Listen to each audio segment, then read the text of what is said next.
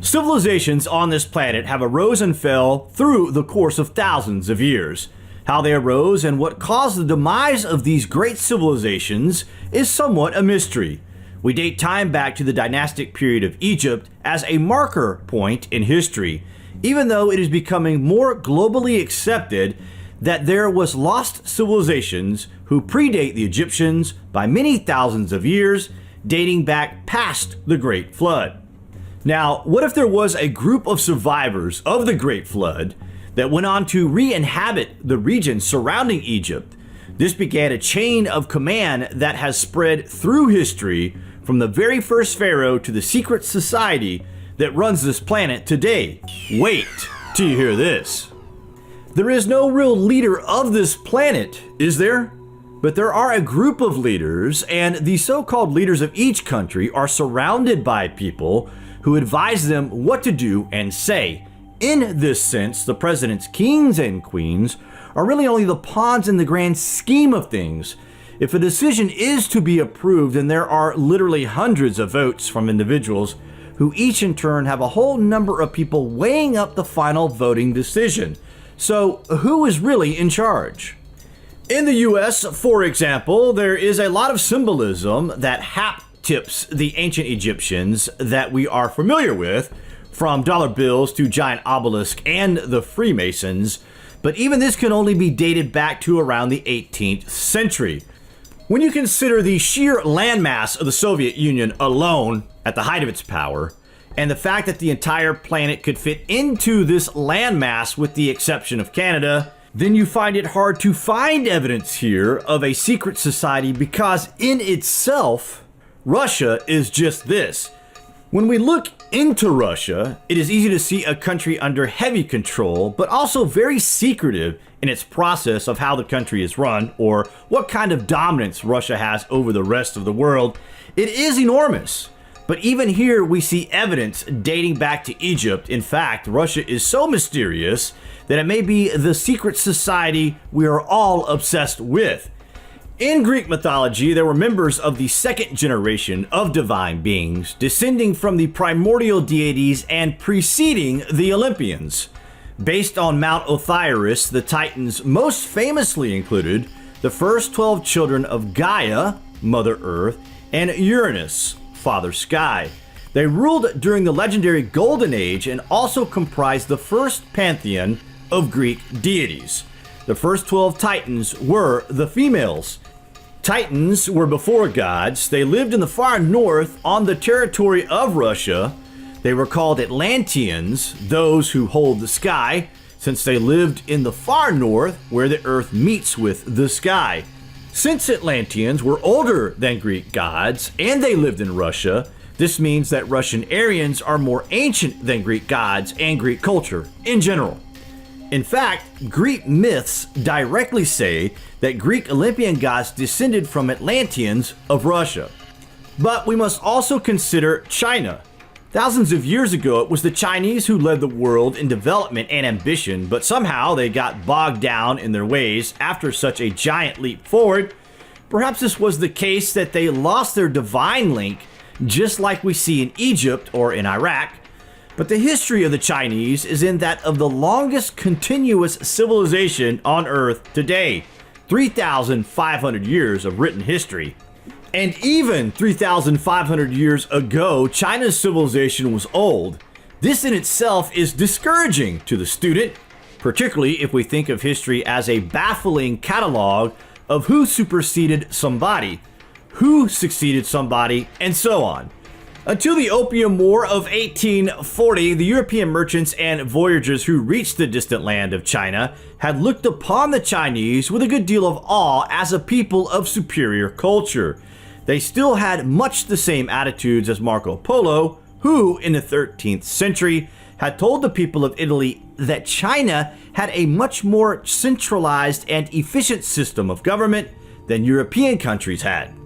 Anyway, guys, this is turning into a bit of a history lesson here in terms of a secret shadow group that controls the Earth.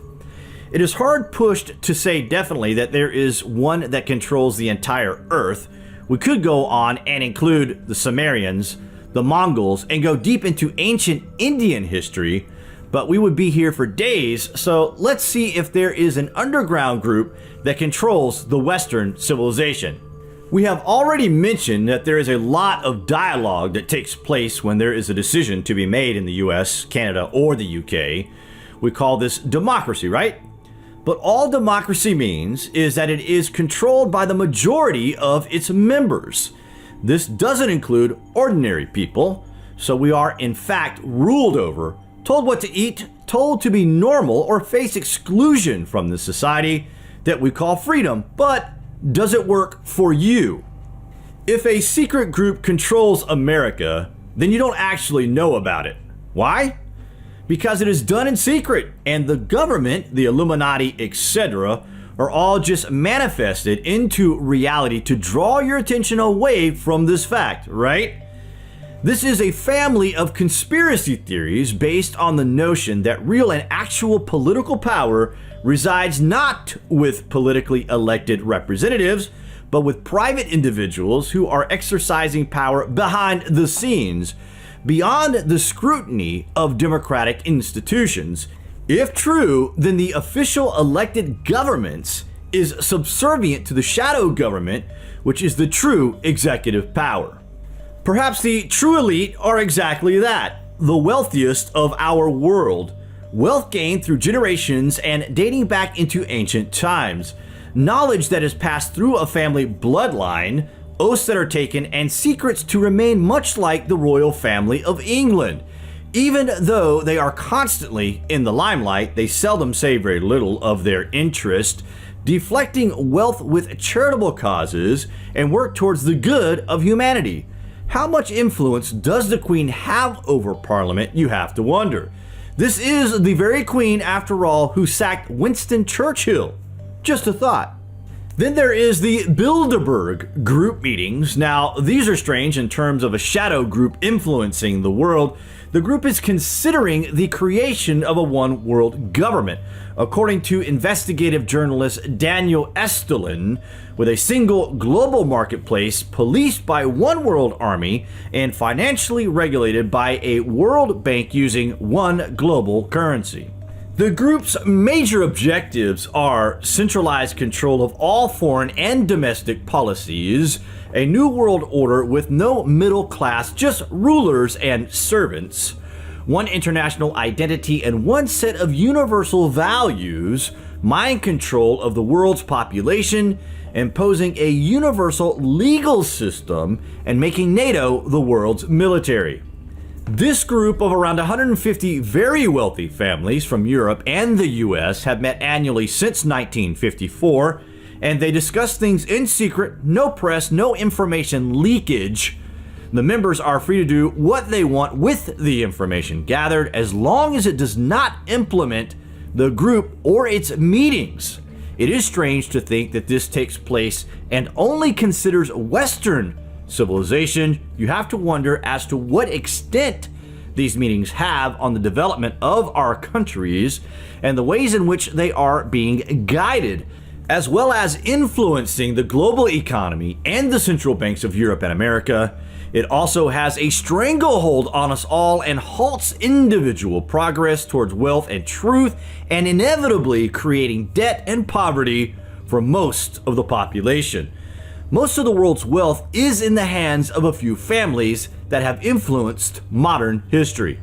These families make up for something like 0.01% of all the world's population, yet it is possible they have been responsible for every major event on every part of the globe. The Rothschilds are considered the most influential of this elite group, influencing global politics, inciting wars, and articulating most of the world's financial crisis. The Rothschild family has its origin in the 18th century Germany. The founding members of this family were Jewish bankers who dealt primarily with the nobility. They went on to establish a banking family and international significance, stretching beyond international borders to every major European power. The family has been in control of the world's wealth for centuries, and their influence reaching far beyond every level of order and power, profiting on a major level from the suffering of hundreds of millions. In 1770, the family formed the Illuminati in Germany and proceeded with an ideology that would spread throughout history.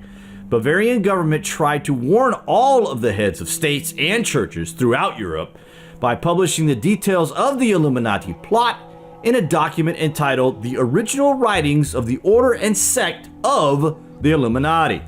This was ignored. Despite the warning issued by the Bavarian government, the French Revolution began in 1789 and concluded in 1799 with the enactment of a new constitution and various laws that expelled the church's influence. A year later, the Rothschild family acquired control over a nation's money when Alexander Hamilton, an agent of the family in George Washington's cabinet, set up a central bank, First Bank of the United States. The Rothschild family are Zionist Jews. Zionists believe in taking over any country to get its people believing in the Jewish faith by any means necessary. They have ensured that the most powerful people in the world are Jewish like them. This has been achieved by intermarriage. In Jewish culture, if a woman is Jewish, then her children are Jews by birth. Conspiracy theorists speculate that Catherine, the current Duchess of Cambridge and wife of Prince William, the Duke of Cambridge, is a Jewish lady since her mother, Madame Goldsmith, is Jewish as well. This means their son, Prince George, is Jewish. If he takes over the throne as King George, he will be a Jewish Zionist king on the most powerful throne in the world. With this much power, any country in the world will be his for the taking. If he decides to take over the Muslim countries, for example, in the name of the Jewish religion, then he can easily turn the world into a single religion with him as the head. Remembering that Sir Evelyn de Rothschild is the current financial advisor of the British royal family, the Rothschild influence will extend into the future King George's rule. The Rothschilds' current wealth, in its lowest estimation, is over the $1,000 trillion region. It is crazy to think that there is so much going on in this world regarding domination and shadow control, but there is little doubt that it is in fact happening. This is dating back right through history, probably since Atlantis and the Great Flood, down to all the gold obtained by the Spanish as they looted South America. There are just so many levels that this could be on, and by the way, we never even mentioned the alien agenda. We're going to leave it at this for the moment as we ponder the next part of this viewer's choice video. You can let us know if the information we chose to accept here made any sense as to the point we were trying to make. It is just too hard to say. Yeah, that's the secret world order, because as Westerners, we can only really consider this part of the world, China, Russia, and even Korea, have their own independent order of society that can be traced all the way through history. In terms of a plot to eventually control the world, it obviously comes down to money and influence. No individual country could achieve this, but perhaps through religion, alliance, and wealth, then this could be achieved without us even noticing it. What do you guys think? Comments below, and as always, thank you for watching.